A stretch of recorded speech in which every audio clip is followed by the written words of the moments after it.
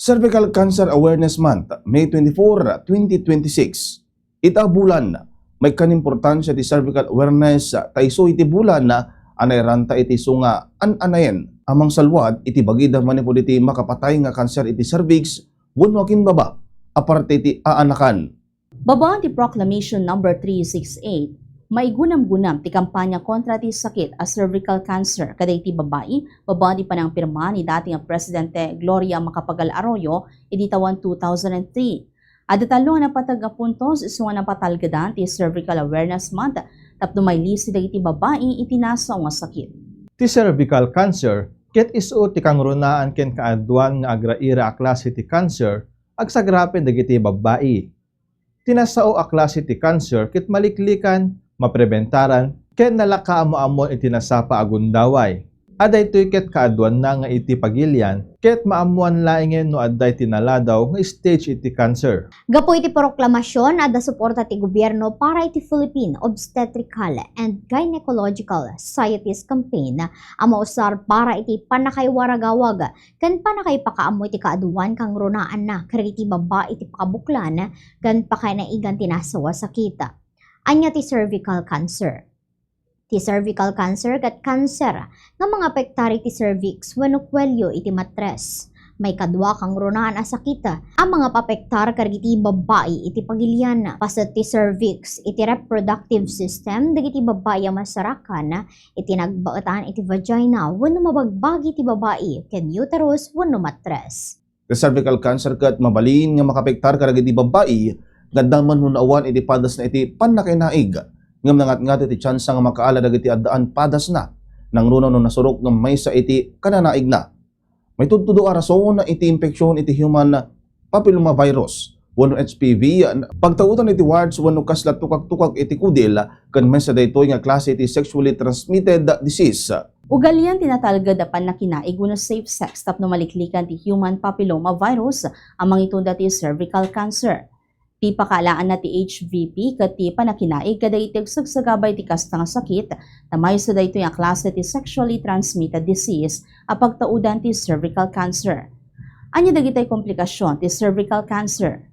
Umuna, nasapa nga panagmenopause, panagkipet ti mabagbagi, problema iti emosyon, sakit iti bato ken panagpadara. Tapno maliklikan ti cervical cancer, masapol a kanayonen iti panagpa-pap smear, may sa kasamayan ang depensa kontra iti cancer, iti kwelyo iti matres, amay sa geological exam. Liklikan iti panakainaig iti agdudu mga partner, agsipod takas may basar iti panagadal, digiti babae na dumaduma ti kanaig na ti ad-adda ang makaala ti nasao a cancer.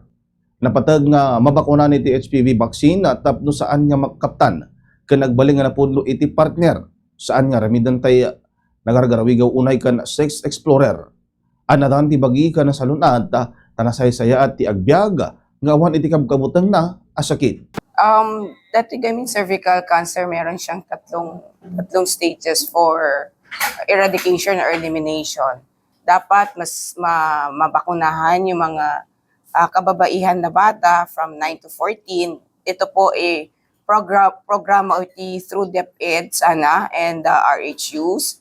70% of female na edad 30 paakyat hanggang 65 dapat ma-screen po, and 90% of those female na magkaroon ng sakit pre-malignant, ibig sabihin pwedeng maging cancer or yung may mga cancer, mabigyan natin ng karapatang gamutan. Okay, with vaccination, ang national immunization right now is for females ages 9 to 14 years old lang. Siya yung libre na available through our DepEd or our RHU. Sila yung binibigyan ng 2 doses ng bakuna. But then, as private, kung kayo po ay gustong magpabakuna, we recommend this at any time for the female, kahit na po sa kalalakihan, binibigyan na rin po natin sila ng chance since sila po ang number 1 na nagbibigay ng human papilloma virus sa ating mga kababaihan.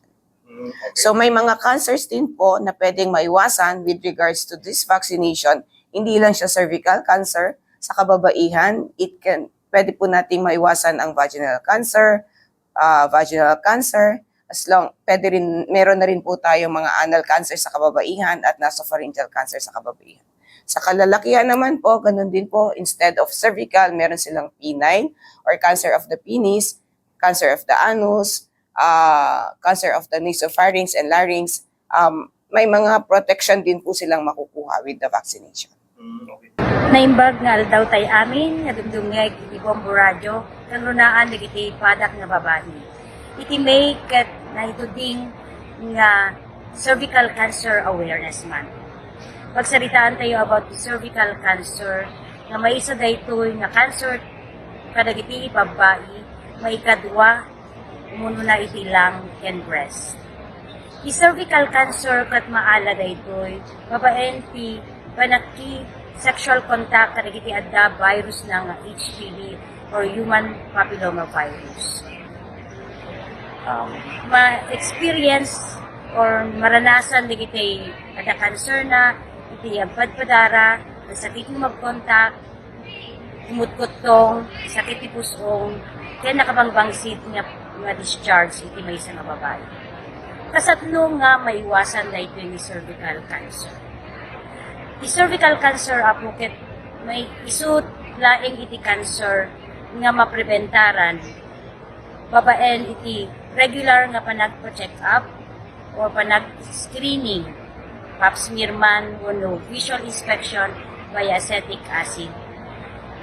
Adu dagiti programa ti non-governmental organizations ken dagiti RHUs tayo nga agar-aramid iti regular nga panag-screening ti cervical cancer. Maiwasan din babaen iti pinagpakuna or iti tawagan tayo nga cervical vaccination. Kadagiti amin nga babae, iti importante ket isalunat tayo. Agpabakuna, agpa-screen para maiwasan daytoy nga cervical cancer. Dito ang special picture tayo tatakal daw kadwag ti men and women ti Bombo Radyo Bigan na Daytoy ni Bombo Maylin Cabanilla. Siak ni Bombo Jonathan Cabildo, Ito'y pagayam yun ni Bombo J. Sharil Paet. siya ti Bombo Jan Joshua Kabatik, and this is Bombo Radyo Philippines, the #1 and most trusted source of news and information, Basta Radyo. Bombo!